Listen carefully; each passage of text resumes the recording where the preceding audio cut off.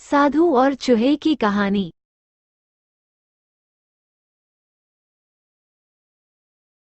बहुत समय पहले की बात है। एक गांव में एक साधु मंदिर में रहा करता था।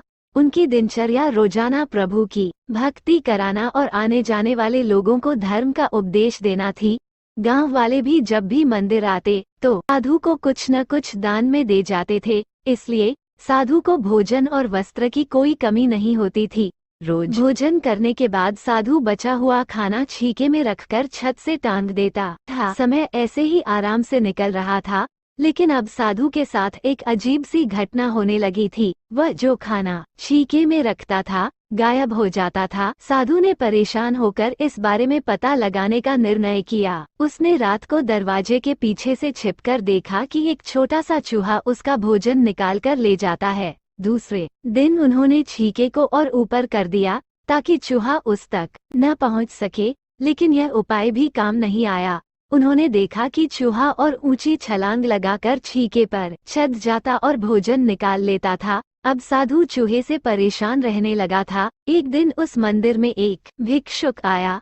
उसने साधु को परेशान देखा और उसकी परेशानी का कारण पूछा, तो साधु ने भिक्षुक को पूरा किस्सा सुना दिया। भिक्षुक ने साधु से कहा कि सबसे पहले ये पता लगाना चाहिए कि चूहे में इतना ऊंचा उछलने की शक्ति कहाँ से आती है। उसी रात भिक्षुक और साधु दोनों ने मिलकर पता लगाना चाहा कि आखिर चूहा भोजन कहाँ ले जाता है। दोनों ने चुपके से चूहे का पीछा किया और देखा कि मंदिर के पीछे चूहे ने अपना बिल बनाया हुआ है। चूहे के जाने के बाद उन्होंने बिल को खोदा तो देखा कि चूहे के बिल में खाने पीने के सामान का बहुत बड़ा भंडार है। तब भिक्षुक ने कहा कि इसी वजह से ही चूहे में इतना ऊपर उछलने की शक्ति आती है।